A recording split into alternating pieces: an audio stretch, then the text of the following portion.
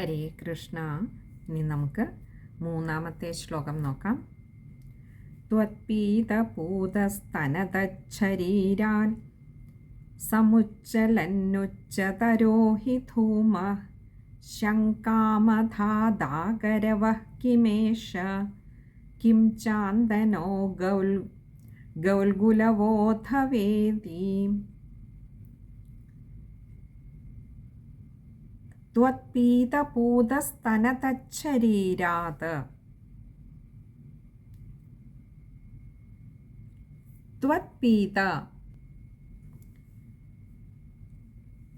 ത്വത് അങ്ങയാൽ, പീത കുടിക്കപ്പെട്ട, അങ്ങയാൽ കുടിക്കപ്പെട്ട, സ്തന സ്തനങ്ങളാൽ, പൂത പൂതസ്തന അങ്ങയാൽ കുടിക്കപ്പെട്ട സ്തനങ്ങൾ കാരണം പൂതയായി തീർന്ന, ശുദ്ധീകരിക്കപ്പെട്ട, പരിശുദ്ധമായി തീർന്ന തച്ഛരീരാല്. തത് ശരീരാത് രണ്ട് വാക്കുകളാണ്. ആ ശരീരത്തിൽ നിന്ന്, അതായത് പൂത ന ആയിരുന്നത്, ന പൂത ആയിരുന്നത് പൂത ആയി മാറി. പരിശുദ്ധയല്ലാതിരുന്നവളായിരുന്ന പൂതന പൂതയായി മാറി, പരിശുദ്ധയായി തീർന്നു. എങ്ങനെ? അങ്ങയാൽ അവളുടെ സ്തനങ്ങൾ കുടിക്കപ്പെട്ടതുകൊണ്ട് തന്നെ പരിശുദ്ധയായി തീർന്ന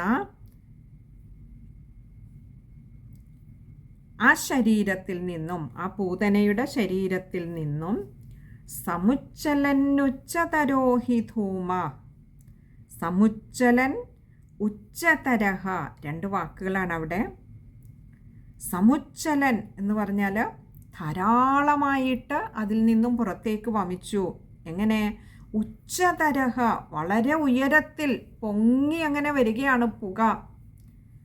നോക്കൂ, അത്രയും ഭീമാകാരമായ ഒരു ശരീരത്തെ ദഹിപ്പിച്ചപ്പോൾ ധാരാളമായി ഗുമുഗുമാന്നങ്ങനെ പുക പറന്ന്, അത് എങ്ങനെയാണ് വളരെ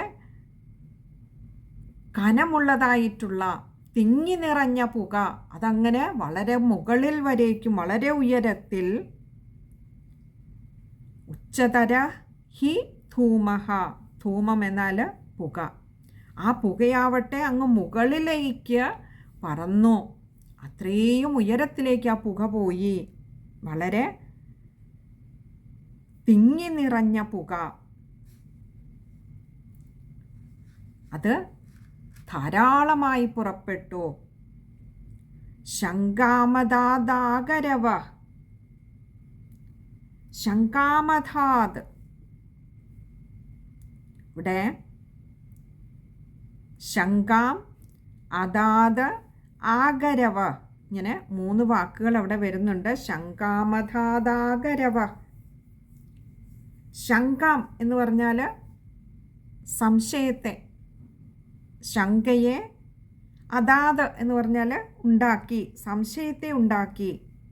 ഇങ്ങനെ ഈ തിങ്ങി നിറഞ്ഞ പുക വളരെ ഉയരങ്ങളിലേക്ക് അങ്ങനെ ധാരാളമായി പുറപ്പെട്ടു എന്ന് പറഞ്ഞു. ഇതാകട്ടെ ശങ്ക ഉളവാക്കി. കാരണം എന്താ? ആഗരവ, ഈ ഉയർന്നു പൊങ്ങിയ സാധാരണ ഒരു ശരീരം കത്തി കരിയുമ്പോൾ അതിൽ നിന്നും വരുന്ന പുകയ്ക്ക് ഒരു ദുർഗന്ധമുണ്ടാവും. ഇവിടെയാകട്ടെ പൂതനയുടെ ശരീരം ദഹിപ്പിച്ചപ്പോൾ ഇത്രയേറെ പുക ഉയർന്ന് അങ്ങ് മുകളിൽ വരേക്കും പോയി, ധാരാളമായ ഉയരത്തിലേക്ക് പോയി.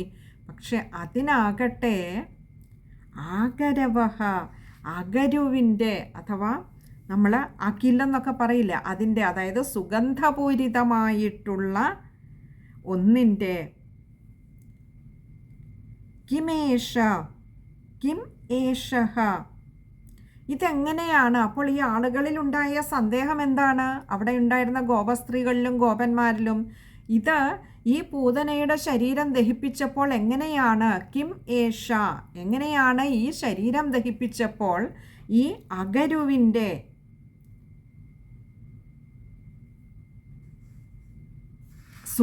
സുഗന്ധദ്രവ്യങ്ങളുടെ ഗന്ധം അവിടെയാകെ പരന്നത്? കിം ചാന്തനോ ഇതെങ്ങനെയാണ് ചാന്തനഹ എന്ന് പറഞ്ഞാൽ ചന്ദനത്തിൻ്റെ ഗന്ധം പരക്കുന്നത് ഇവിടെ? അതായത് സുഗന്ധം പരത്തുന്നതായിട്ടുള്ള ഏതെല്ലാം ദ്രവ്യങ്ങൾ കൂട്ടിയിട്ട് ഇതുപോലെ അഗ്നിക്ക് അർപ്പിച്ചാൽ എപ്രകാരം അതിൽ നിന്നും സുഗന്ധം പുറത്തേക്ക് വമിക്കുമോ, അതേപോലെ ഈ രാക്ഷസ സ്ത്രീയുടെ ശരീരത്തെ ദഹിപ്പിച്ചപ്പോൾ പുറത്തേക്ക് വന്ന പുകയ്ക്കും വളരെ അതിയായിട്ടുള്ള ഒരു സുഗന്ധം നിറഞ്ഞു നിൽക്കുന്നതായിരുന്നു, സുഗന്ധം പരത്തുന്നതായിരുന്നു. ഗൗൽഗുലവോധവേദി, ഗൗൽഗുലവ അഥവാ ഇതി, ഇങ്ങനെ 3 വാക്കുകൾ ചേരുന്നതാണ് ഗൗൽഗുലവോധവേദി. ഗൗൽഗുലവ എന്ന് പറഞ്ഞാൽ ഈ ഗുൽഗുലു എന്ന് പറയുന്നതും ഒരു സുഗന്ധം പരത്തുന്ന അല്ലെങ്കിൽ സുഗന്ധമുള്ള ഒരു വസ്തുവാണ്. അപ്പോൾ ചന്ദനത്തിൻ്റെ ആണോ ഗുൽഗുലുവിൻ്റെ ആണോ അഖിലിൻ്റെ ആണോ എന്ന് അവർക്കറിയില്ല. ഏതായാലും അവർക്കൊന്നു മാത്രം അറിയാം, ആ അന്തരീക്ഷമാകെ സുഗന്ധപൂരിതമായി. ഇതിൻ്റെ ഒക്കെ മണം നിറഞ്ഞതാണ്. അഖിലിൻ്റെയുണ്ട്, ഗുൽഗുലുവിൻ്റെയുണ്ട്, ചന്ദനത്തിൻ്റെയുണ്ട്. എന്നാലാകട്ടെ അവർ കത്തിച്ചത് ഇതൊന്നുമല്ല, ഈ രാക്ഷസിയുടെ ശരീരത്തെയാണ്. ഇതെങ്ങനെയാണ് ഈ ഒരു സുഗന്ധം ഇവിടെ ആകെ പരക്കുന്നത്? ആകെ സന്ദേഹമായി അവർക്ക്. അതുകൊണ്ടാണ് അതിനൊരു മുൻകൂർ ജാമ്യം എന്ന വണ്ണമാണ് ശ്രീ മേൽപ്പത്തൂർ നാരായണ ഭട്ടതിരിപ്പാട് ആദ്യമേ പറഞ്ഞത്. ഇപ്പോൾ പൂതന അല്ല പൂതയായി മാറിയിരിക്കുന്നു. കാരണം ആ സ്ഥലങ്ങളിലൂടെ പാലിനെ കുടിച്ചത് സാക്ഷാൽ ഭഗവാനാണ്. അങ്ങ് കുടിച്ചത് കൊണ്ടാണ് ഭഗവാനെ ആ ശരീരത്തിൻ്റെ അശുദ്ധി മാറി നിർമ്മലമായി തീർന്നത്, പരിപാവനമായി തീർന്നത്, അങ്ങയിലേക്കാണ് ലയിച്ചത്. അങ്ങനെയുള്ള ശരീരമായതുകൊണ്ടാണ് അത് കത്തിച്ചപ്പോൾ ഇത്രയേറെ സുഗന്ധം അവിടെയാകെ വ്യാപിച്ചത്. നമുക്ക് ആ ശ്ലോകം ഒന്നുകൂടി നോക്കാം. ത്വത്പീതപൂതസ്തനതച്ഛരീരാൽ സമുച്ചലന്നുച്ചതരോഹി ധൂമ ശങ്കാമധാദാകരവഃ കിമേഷ കിം ചാന്തനോ ഗൗൽഗുലവോധവേതി. ശ്ലോകം വായിക്കുമ്പോൾ ശ്രദ്ധിക്കേണ്ട കാര്യങ്ങളാണ്. ഇതിൽ കുറച്ചധികം സമസ്ത പദങ്ങളായിട്ട് രചിക്കപ്പെട്ടിരിക്കുന്ന ഒരു ശ്ലോകമാണ്. ത്വത്പീതപൂതസ്തനതച്ഛരീരാൽ, അതത്രയും ചേർത്ത് വായിക്കേണ്ടതാണ്. അവിടെ ത്വത്പീതപൂതസ്തനതച്ഛരീരാൽ, അങ്ങനെ അത് വായിക്കുമ്പോൾ തതശരീരാൽ, തച്ഛരീരാൽ, ഛ കൂട്ടക്ഷരമാണ്. അതുപോലെയാണ് സമുച്ചലന്നുച്ചതരോ, അവിടെയും സമുച്ചലന്നുച്ചതരോ ന കൂട്ടക്ഷരമാണ്. അതുപോലെ ഉകാരം ശ്രദ്ധിക്കുക. പിന്നെ ധൂമ, അവിടെ വിസർഗമുണ്ട്, പകുതി ഹകാരത്തിൽ വായിക്കുക. പിന്നെ ശങ്കാമധാദാകരവഃ കിമേഷ, അവിടെ ശങ്കാമധാദാകരവഃ, അവിടെ വിസർഗമുണ്ട്, അതത്രയും ചേർത്ത് വായിക്കുകയും വേണം, പകുതി ഹകാരത്തിൽ വായിക്കുകയും വേണം. അതുപോലെ ശങ്കാമധാദ ആകരവ ആണ് അഗരുവിൻ്റെ എന്നുള്ള അർത്ഥത്തിൽ. അത് വായിക്കുമ്പോൾ അകാരം ശ്രദ്ധിക്കുക. പിന്നെ ഗൗൽഗുലവോധവേതി, അവിടെ വിശ്ലേഷണവും ഉണ്ടിടയ്ക്ക്, അതുകൊണ്ട് തന്നെ ഒകാരം നീട്ടിയെടുക്കണം. ഗൗൽഗുലവഹ അഥവാ ഇതി, അങ്ങനെയാണ് വാക്കുകൾ വരുന്നത്. പദം പിരിക്കേണ്ട, വായിക്കുമ്പോൾ ശ്രദ്ധിച്ചാൽ മതിയാകും. ഇനി അടുത്തത് 4ാമത്തെ ശ്ലോകമാണ്. വളരെ മനോഹരമായിട്ടുള്ള ഒരു ശ്ലോകമാണ്. മദംഗസംഗസ്യ ഫലം ന ദൂരേ ക്ഷണേന താവൽ ഭവതാമപി സ്യാൽ ഇത്യുല്ലപൻ വല്ലവതല്ലജേഭ്യസ്ത്വം പൂതനാമാദനുധാ സുഗന്ധിം. ഇവിടെ കഴിഞ്ഞ ശ്ലോകത്തിൽ നമ്മൾ ശ്രീ മേൽപ്പത്തൂർ നാരായണ ഭട്ടതിരിപ്പാട് പറഞ്ഞു എന്തുകൊണ്ടാണ് രാക്ഷസ സ്ത്രീയായിട്ടുള്ള പൂതനയുടെ ശരീരം അഗ്നിക്കിരയാക്കിയപ്പോൾ അതിൽ നിന്നും സുഗന്ധം വമിച്ചത് എന്ന് പറഞ്ഞു തന്നു. നമുക്ക് ഇവിടെ പറയുകയാണ്, മതംഗസംഗസ്യ ഫലം ന ദൂരെ.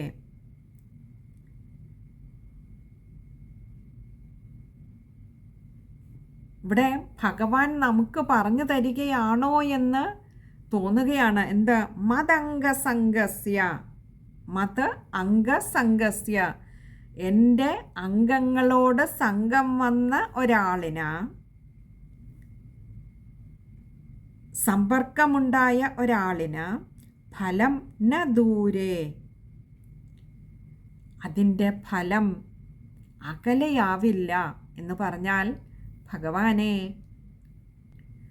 അവിടുത്തോട് സംസർഗത്തിൽ ഏർപ്പെടുവാൻ കഴിഞ്ഞാൽ, അവിടുത്തെ ശരീരത്തെ ഒന്ന് സ്പർശിച്ചറിയുവാൻ കഴിഞ്ഞാൽ, ആ സ്പർശനം കൊണ്ട് തന്നെ, ആ സമ്പർക്കം കൊണ്ട് തന്നെ അങ്ങയുടെ പ്രസാദം ക്ഷിപ്രസാധ്യമാണല്ലോ, വളരെ പെട്ടെന്ന് തന്നെ അത് സാധിച്ചു കിട്ടുമല്ലോ.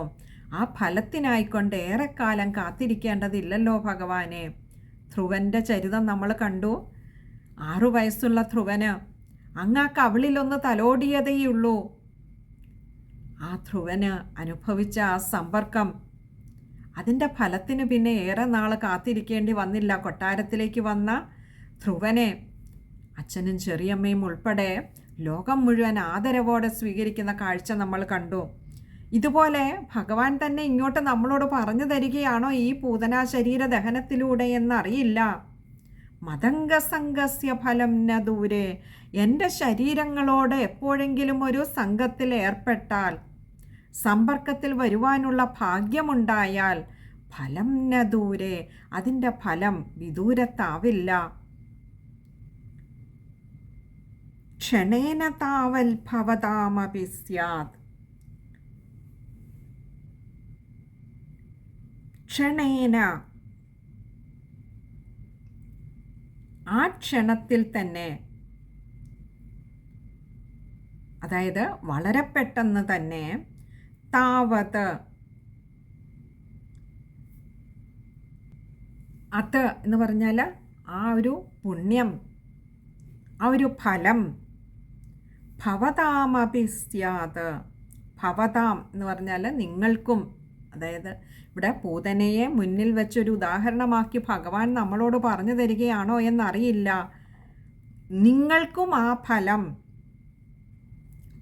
വളരെ പെട്ടെന്ന് തന്നെ സാധിക്കും. ക്ഷണേന, എങ്ങനെ? എൻ്റെ അംഗങ്ങളോടൊരു സമ്പർക്കമുണ്ടാവുകയേ വേണ്ടൂ. സ്യാത് എന്ന് പറഞ്ഞാൽ അത് സാധിക്കുമെന്നർത്ഥം. എന്ന് പറഞ്ഞാൽ മോക്ഷപ്രാപ്തിക്ക് എളുപ്പമായി തീരും. ഇവിടെ പൂതനയ്ക്ക് കൊടുത്തതും മോക്ഷത്തെയാണ്. ഭഗവാനുമായി ഒരു സമ്പർക്കത്തിന്, ഒരു സംഘത്തിന് ഇടവന്നാൽ ഉറപ്പാണ് മോക്ഷപ്രാപ്തി.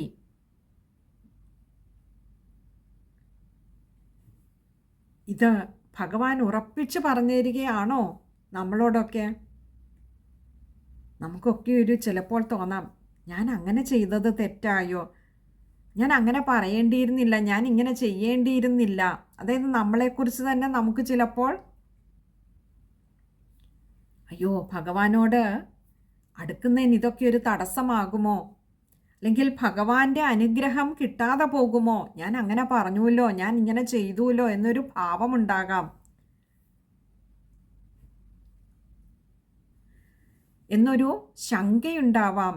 ഭഗവാൻ പറയുന്നു, ഒന്നും വേണ്ട, ഇങ്ങോട്ട് പോന്നോളൂ, എൻ്റെ അടുത്ത് വന്ന് ഞാനുമായി മതംഗസംഗസ്യ, എൻ്റെ അംഗങ്ങളുമായി ഒന്ന് സംഘത്തിൽ വരികയേ വേണ്ടൂ. നിങ്ങൾക്ക് ആ മോക്ഷപ്രാപ്തി വളരെ എളുപ്പം തന്നെ സാധ്യമാവുന്നതാണ്. ഇത്യുല്ലഭൻ വല്ലവതല്ലജേഭ്യസ്ത്വം, ഇതി, ഇപ്രകാരം. ഉല്ലഭൻ എന്ന് പറഞ്ഞാൽ ഉറക്കെ പറയുകയാണോ ഭഗവാന്? വല്ലവതല്ലജേഭ്യ എന്ന് പറഞ്ഞാൽ അവിടെ കൂടി നിന്നിരുന്ന മറ്റു ഗോപന്മാരോടൊക്കെയും, അവരൊക്കെ അതിന് യോഗ്യന്മാർ തന്നെയാണ്. എന്താ?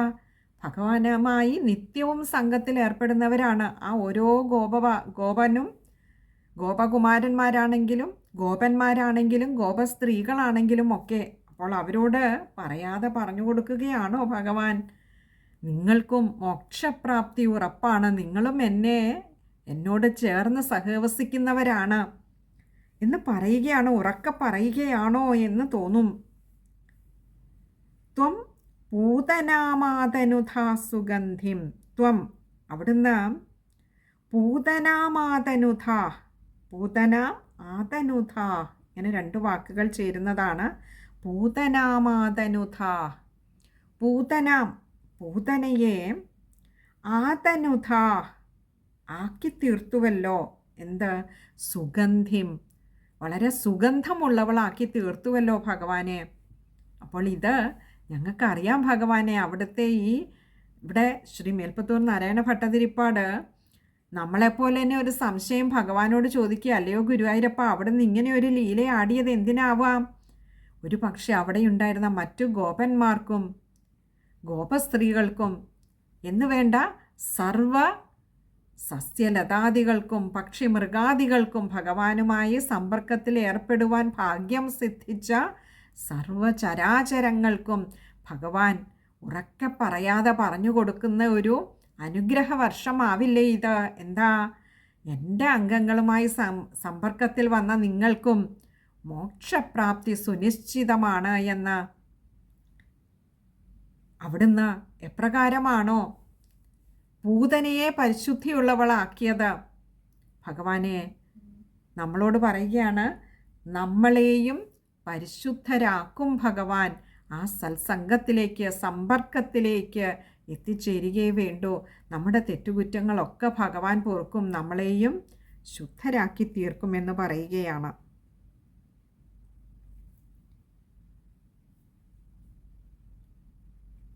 ആ ഗോകുലത്തിലുണ്ടായിരുന്ന ഓരോ പുൽക്കൊടിയും എത്രയോ സുഹൃതം ചെയ്തതാണ്. അതുകൊണ്ടാവുമല്ലോ ഭഗവാന്റെ അംഗങ്ങളുമായിട്ട് ആ സമ്പർക്കത്തിന്, ആ സംഘത്തിന് ഒരു ഭാഗ്യം സിദ്ധിച്ചത്. നമുക്ക് ആ ശ്ലോകം ഒന്നുകൂടി നോക്കാം. മദംഗസംഗസ്യ ഫലം ന ദൂരേ ക്ഷണേന താവൽ ഭവതാമഭിസ്യാൽ ഇത്യുല്ലവൻ വല്ലവതല്ലജേഭ്യസ്ത്വം പൂതനാമാതനുധാ സുഗന്ധിം. ശ്ലോകം വായിക്കുമ്പോൾ ശ്രദ്ധിക്കേണ്ട കാര്യങ്ങൾ: മദംഗസംഗസ്യ, മദ് അംഗസംഗസ്യാണ്, ദായുടെ ആകാരം ശ്രദ്ധിക്കുക. അതുപോലെ ഭവതാമപി, ഭവതാം അപിയാണ്, മായുടെ ആകാരം ശ്രദ്ധിക്കുക. പിന്നെ വല്ലവതല്ലജേഭ്യസ്ത്വം, അത് കഴിയുന്നതും ചേർത്ത് തന്നെ വായിക്കുക. നാലാമത്തെ പാദത്തിൽ പൂതനാമാതനുധാ സുഗന്ധിം, അവിടെ പൂതനാം ആതനുധാ സുഗന്ധിം 3 വാക്കുകളാണ്. പൂതനാമാതനുധ, അവിടെ മായുടെ ആകാരം നീട്ടിയെടുക്കാൻ ശ്രമിക്കുക. അതേപോലെ സുഗന്ധിം, സ കൂട്ടക്ഷരമാണ്. ഇനിയും ചില ഗ്രന്ഥങ്ങളിൽ പൂതനാമാതനുധ, അവിടെ ദീർഘവും വിസർഗവും കൊടുത്തിട്ട് സുഗന്ധിം എന്ന് കൊടുത്തിട്ടുണ്ടാവും. ആചാര്യന്മാർ പറയാറുണ്ട്, കഴിയുന്നതും ചേർത്തെഴുതിയിരിക്കുന്ന പദങ്ങളെ പിരിച്ചു വായിക്കരുത്. കാരണം ഗ്രന്ഥരചയിതാവിന് അറിയാത്തതല്ല വാക്കുകളൊക്കെ. അതുകൊണ്ട് എങ്ങനെ എഴുതിയിരിക്കുന്നുവോ അങ്ങനെ തന്നെ വായിക്കണം എന്ന് പറയാറുണ്ട്. കഴിയുന്നതും പദം പിരിക്കാതെ തന്നെ അത് വായിക്കാൻ ശ്രമിക്കുക. ഇനി അടുത്തത് 5ാമത്തെ ശ്ലോകമാണ്. അത് നമുക്ക് അടുത്ത സത്സംഗത്തിൽ കാണാമെന്ന് കരുതുന്നു. ഹരേ കൃഷ്ണ.